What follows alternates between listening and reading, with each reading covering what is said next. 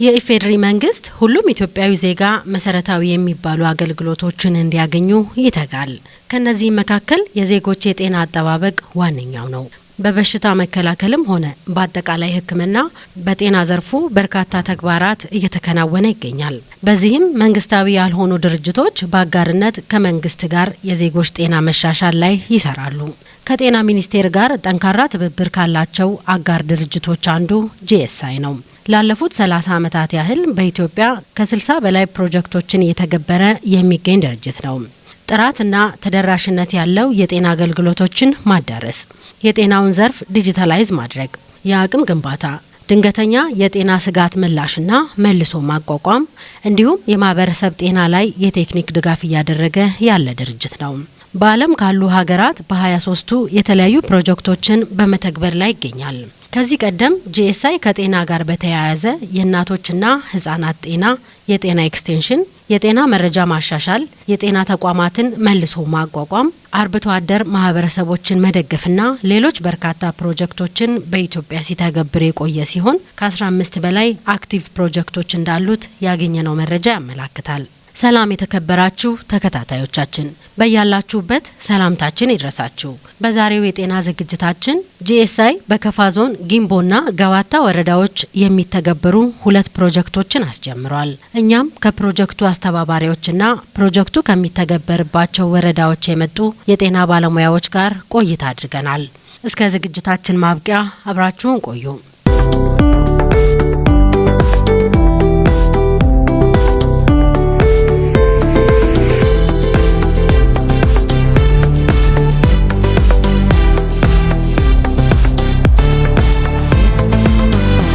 ወደ ከፋ ዞን ጂኤስአይ ይዞ የመጣው ፕሮጀክቶች ሲገለጽ ዛሬ ያስተዋወቅነው 2 ፕሮጀክት ነው። ኢምፕሩቭ ፕራይመሪ ሄልዝ ኬር ሰርቪስ ዴሊቨሪ ፕሮጀክት እና ስትሬንግዘኒንግ ሰርቪስ ዴሊቨሪ ፕሮጀክት ነው። የሁለቱም ዋና ዓላማ የእናቶችና የህፃናትን ጤና አገልግሎት ለማሻሻል ነው። በተለይ የመጀመሪያው ኢምፕሩቭ ፕራይመሪ ሄልዝ ኬር ሰርቪስ ዴሊቨሪ ፕሮጀክት የመጀመሪያው ዓላማ አዲሱ የተቀረጸውን ጤና ኤክስቴንሽን ፕሮግራም ፍኖተ ካርታን ወደ መሬት ለማውረድ በተለይ ተደራሽነትን የጤና አገልግሎት ተደራሽነትን ለማስፈንና ተደራሽነትን ብቻ ሳይሆን የጤና አገልግሎት ጥራትንም ለማሻሻል እንዲሁም ደግሞ በግለሰብ ደረጃም ይሁን በቡድን ደረጃ አንድ ሰው ለሚሰጠው አገልግሎት ተጠያቂነት እንዲኖር ተጠያቂነትን ለማስፈን ነው።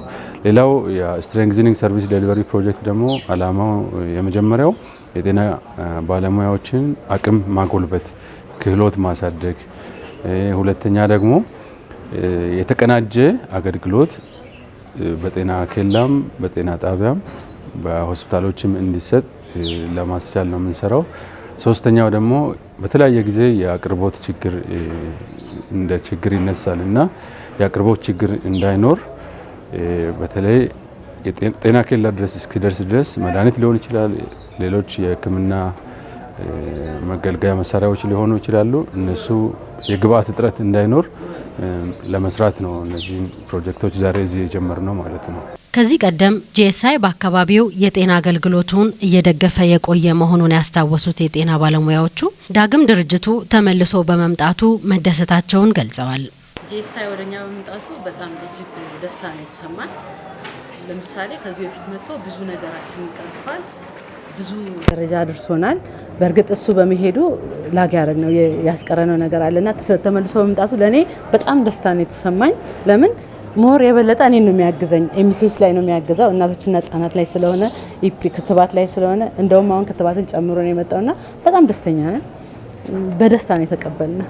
ይሄ ፕሮጀክት ያው እንግዲህ በአሁኑ ሰዓት የአዲሱን የጤና ኤክስቴንሽን ፍኖተ ካርታ ተግባራዊ እያደረግን ያለ ነው።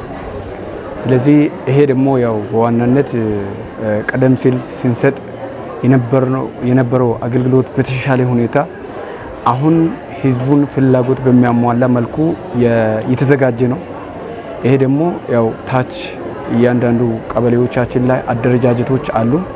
ከዛም በተጨማሪ ደግሞ በወረዳችን ቪኤችኤል ወይም በመንደር በጎ ጎጥ መልእክተኞች አሉ። እነኚህ ብቸኛ ወረዳ ነው እንደ ፓይሌት ተደርጎ ተግባራዊ እየተደረገ ያለው። ያንን ይዘን በመዋቅር ደረጃ እኛ ስንሰራ ነበር። ይሄ ፕሮጀክት ሲገባ ይሄን ይዞ በአዲሱ ፍኖተ ካርታ መሰረት ጤና ኬላዎቻችን ለሶስት ይካፈላሉ። ቤዚክ መሰረታዊ፣ መርጅድ፣ የተዋሄዱ ኮምፕሬሄንሲቭ ወይም ሁሉ አቀፍ ጤና አገልግሎት የሚሰጥ ጤና ኬላዎች ተብሎ ይካፈላሉና ስለዚህ ይሄንን ደግፎ የጤናን ስርዓቱን አጠናክሮ ወረዳችን ሞዴል ከማድረግ አንጻር ሰፊ ድጋፎችን ይሰጣል ብለን እንጠብቃለን። ይሄ ድርጅት ያው ቀደም ሲልም አንደኛው በእናቶችና ህጻናት ስራ ሂደት ስርዓተ ምግብ ዙሪያ ላይም ከፍተኛ ተግባራትን ሲሰራ የነበረ ነው። ለተወሰኑ 7-8 ዓመታት ተቋርጦ የነበረበት ሂደት ነው የነበረው። ግን አሁን ይሄ ድርጅት መምጣቱ አንደኛ ለኛ ትልቅ አቅም ነው ብለን ነው የምንወስደው። ምክንያቱም ብዙ እናቶችና ህጻናት ስርዓተ ምግብ ስራ ሂደት ላይ የሚሰሩ ተግባራቶች ላይ የተወሰኑ የቀሩ ተግባራቶች አሉ። አፈጻጸሞችም የተወሰኑ ዝቅተኛ ከመሆናቸው አንጻር ስራውን ያሻሽልልናል ብለን ስለምናስብ እጅግ በጣም ደስተኛ ነን። እንደ በወረዳ ደረጃ እንግዲህ እነዚህ ፕሮጀክቶች የእናቶችና ህጻናትን እንደገና በተጨማሪም ደግሞ ማህበረሰቡን ታች ኮሚኒቲ ድረስ ወርደው ተጠቃሚ የሚያደርጉ ወይም ደግሞ ጥራት ያለው አገልግሎት እንዲያገኙ የሚያደርግ ትልቅ ፕሮጀክት ስለሆነ ስለዚህ ለእኛ ስራ ኖርማሊ የእነሱ የኤንጂኦ ስራ ወይም ደግሞ ሌላ አጋር ድርጅት ስራ ሳይሆን እኛ የመደበኛ ስራችንን የሚያጠናክር ስለሆነ በጣም ያግዙናል፣ አጋዥ ናቸው። አሁን ካለንበት ከምንገኝበት ደረጃ ወደ ተሻለ ደረጃ የሚያደርሱን ድርጅቶች ስለሆኑ በጣም አጋዥ እና በጣም በፖዚቲቭ ወስደን ከነሱ ጋር አብረን በአጋርነት እንደምንሰራ ነው የሚሰማኝ። ፕሮጀክቶቹ ከመተግበራቸው በፊት የት አካባቢ ምን አይነት ችግሮች አሉ የሚለው ጉዳይ ዙሪያ ከሚመለከታቸው አካላት ጋር ውይይት አካሂደዋል። ነበረን የውይይት መድረክ ላይ ችግሮችን አብረን ለይተን ሁሉንም ችግሮች ደግሞ በአንድ መፍታት ስለማይቻል ችግሮችን ፕራዮሪታይዝ ለማድረግ የትኛውን ቀድመን ብንፈታ የተሻለ ነው የሚለውን ከተሳታፊዎች ጋር ተወያይተን ነበርና በዋናነት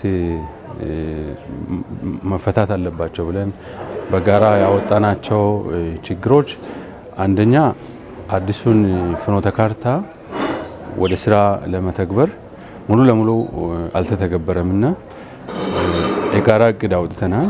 እዛ ላይ በተለይ የጤና አገልግሎትን ተደራሽ ለማድረግ ሁሉም ጋር እንዲደርስ ለማድረግ የጤና አገልግሎት ጥራት ላይም የበለጠ የተሻሻለ እንዲሆን ሁለቱም ላይ የታዩ የተወሰኑ ክፍተቶች ስላሉ ያንንም እንሞላለን ብለን አስበናል። በተለይ ደግሞ የእናቶችና የህፃናትን ጤና አገልግሎት ጥራት ክፍተትም ስላለ ያንንም ለመሙላት እንሰራለን ብለን አቅደናል። የግብአት እጥረትም አንዳንድ ቦታ እንደ ችግር ሲነሳ ነበረ። ያንንም የግብአት እጥረት ለማሻሻል እንደገና ደግሞ የጤና ባለሙያዎችን አቅም የተወሰኑ ክህሎት ላይ ክፍተት ስለታየ ያንንም ለመሙላት ለመስራት እያሰብን ነው ማለት ነው። የፕሮጀክቶቹ ወደ አካባቢው መምጣት ያለው ጠቀሜታ በጤና ባለሙያዎቹ ሲገለጽ ያው ከዚህ መድረክ በኋላ አሁን ላውንቺንግ ፕሮግራም ነው። ምናልባት ያው በእናቶችና ህጻናት ስራ ሂደትም የሚሰሩ ተግባራቶችም ሆኑ የሄልት ሰርቪስ ዴሊቨሪ ሲስተም ላይ ያሉ የጤና አገልግሎት ስርዓቶች ላይ የማሻሻል ስርዓቶች ይኖራሉ። አንደኛው የእናቶችና ህጻናት ሞትን ይቀንስልናል ብለን እናስባለን።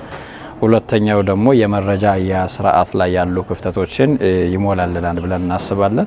ሌላኛው የጤና ኬላ የጤና ጣቢያ ትስስር ሂደቱ ላይ ያሉ ጋፖችን ያጠናክርልናል ብለን ነው የምናስበውና ከነዚህ ጋር ተያይዞ ደግሞ የባለሙያዎችን ክህሎት ከማዳበር አንጻር የስልጠና ጋር ተያይዞ ያሉ የእውቀት ጋፖች ይኖራሉ። እነዚህ እውቀት ጋፖችን በተለያዩ ሪፍሬሽመንትም ስልጠናም ያው ቢልድ አፕ የማድረግ ሂደት ይኖራል ብለን ነው የምናስበው። ከዚህ አንጻር ይህ ድርጅት ለኛ የተወሰኑ ማነቃቂያ ነገሮችን ያመጣል ብለን ስለምናስብ በዋነኝነት አሁን እንግዲህ ከዚህ በፊት በግብአት መቆራረጥ ምክንያት በጤና ጣቢያ ደረጃ የተቆራረጡ ሰርቪሶች ወይም አገልግሎቶች አይኖራሉ። ለምሳሌ እናቶች ቤተሰብ ምጣኔ አገልግሎት በፍላጎታቸው መሰረት አይቀርብም ነበር። ለምሳሌ አሁን አንድ እናት መታ የተለያዩ ቤተሰብ ምጣኔ አገልግሎቶችን ከመጀመሪያው እስከ መጨረሻው ጀምሮ ማቅረብ አልቻለም። ግን እነሱ ጋር በተጨማሪ ብንሰራ በእነሱ ፍላጎት መሰረት ማቅረብ እንችላለን። እንደገናም ደግሞ እናቶች ወይም ደግሞ ወላድ እናቶች አገልግሎት ላይ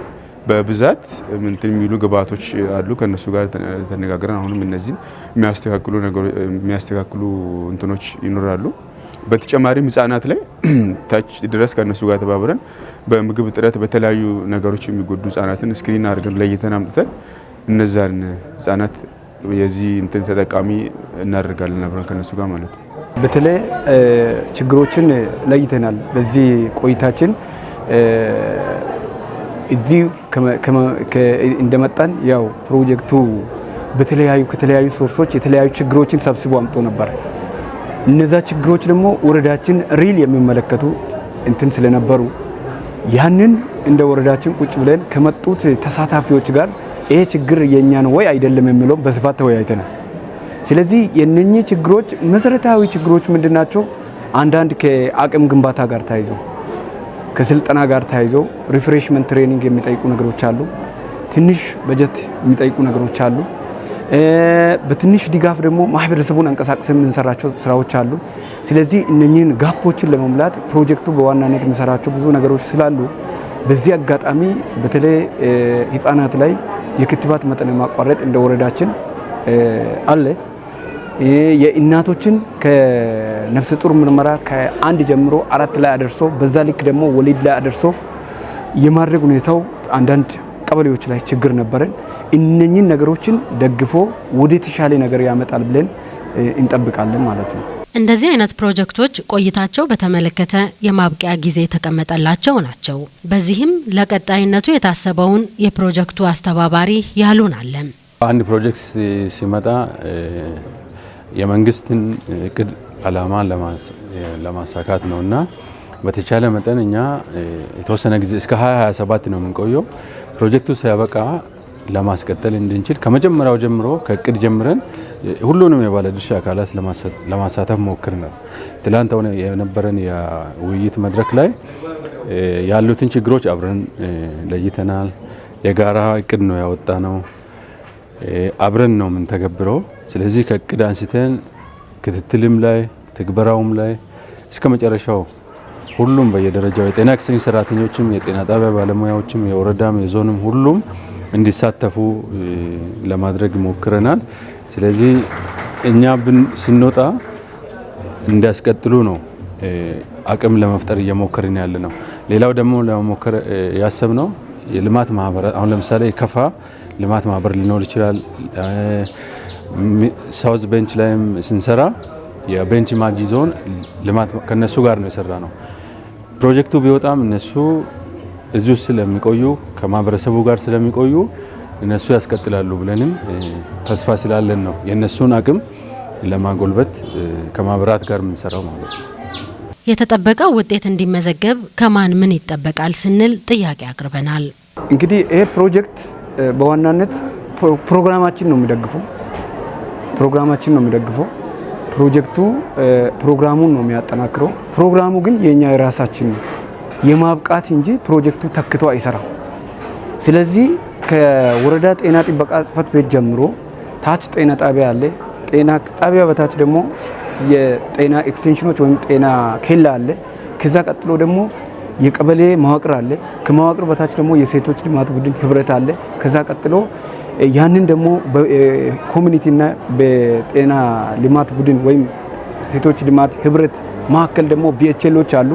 የተለያዩ የ1 ለ5 እና የልማት ቡድኖች አሉ። ይሄ መዋቅር ይሄን ሲስተም ወደ ታች በምናወርደው ልክ ሁላችንም ከላይ እስከ ታች አጠናክረን መስራት ያስፈልጋል። እንደ ወረዳ ጤና ጥበቃ ጽሕፈት ቤት በተገቢው ጤና ጣቢያ መደገፍ ያስፈልጋል።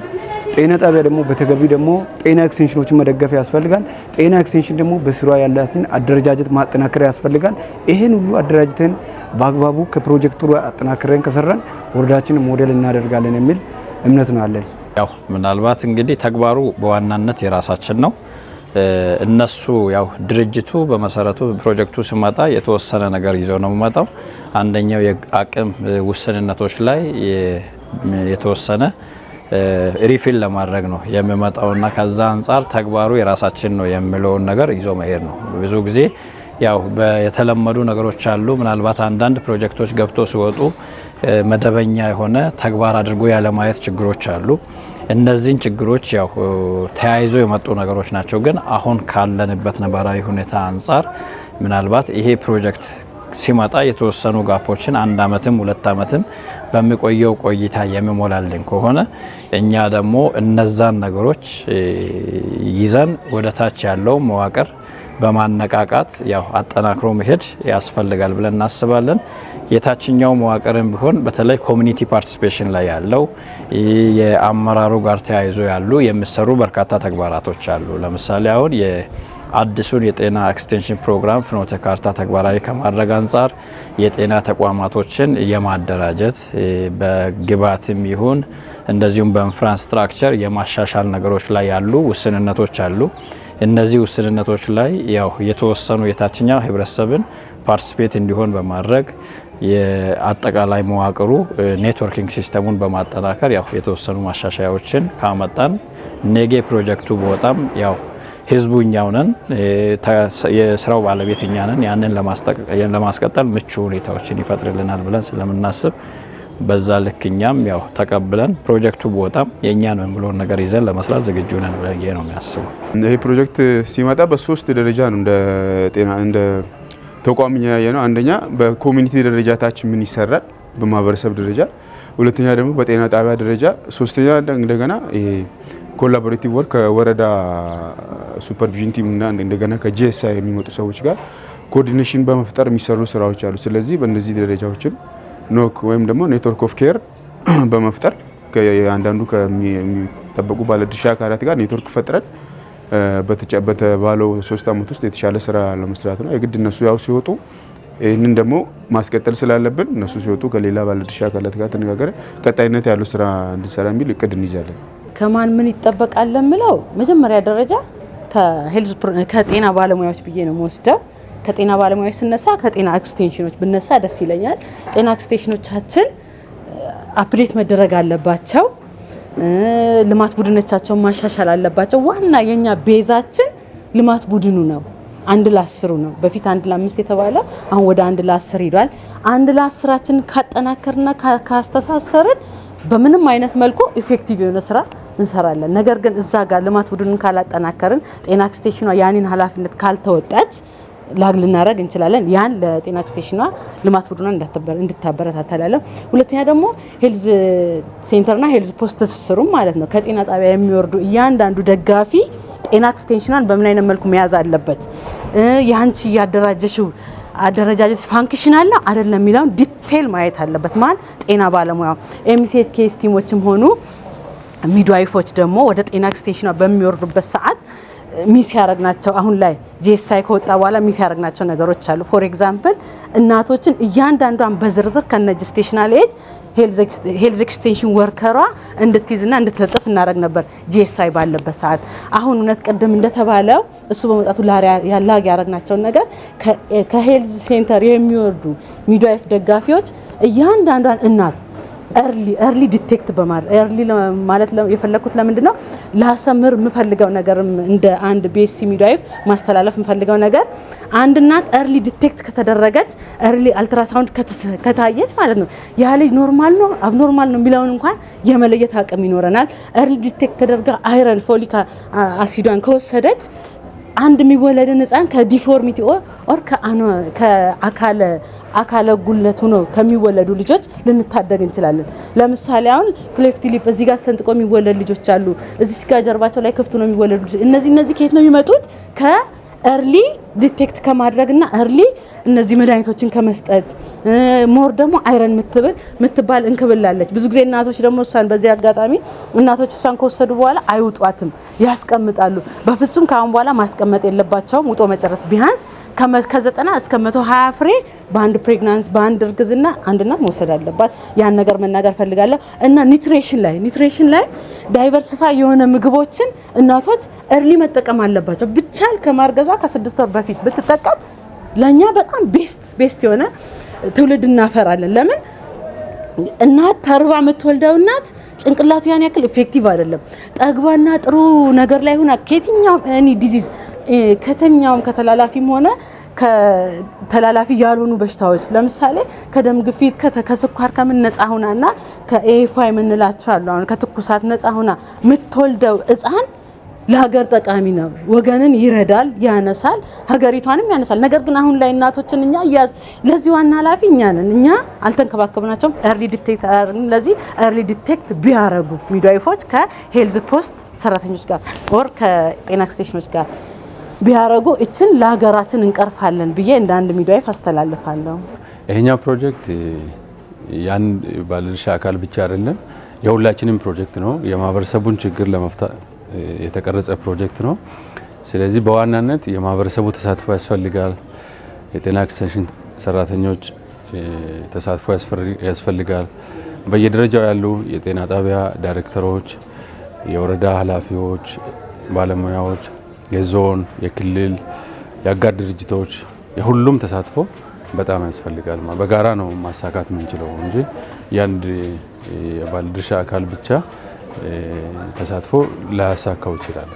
ፕሮጀክቶቹን የማስተዋወቅና በጉዳዩ ዙሪያ ችግሮችን ለመለየት የተደረገው ውይይት አስደሳች እንደነበር የፕሮጀክቱ አስተባባሪ አቶ ዝናር ነቢ ገልጸዋል። የነበረው መድረክ በጣም ደስ የሚል ነው። ሁሉም በንቃት የተሳተፉበት ነው።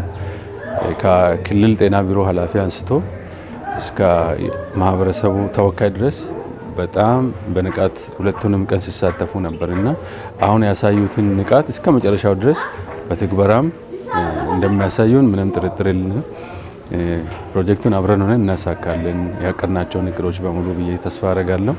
አመሰግናለሁ። የተከበራችሁ የቴሌቪዥናችን ተከታታዮች ለዛሬ በጤና ዝግጅታችን ጂኤስአይ በጊምቦና ገዋታ ወረዳዎች ላይ ሊተገብራቸው ይዞ የመጣውና ያስተዋወቀውን ፕሮጀክት ላይ በማተኮር ያሰናዳነው ዝግጅት የተከታተላችሁትን ይመስላል። አብራችሁን ስለቆያችሁ እናመሰግናለን። በሌላ ዝግጅት እስክንገናኝ በጤና ቆዩን። ሰላም።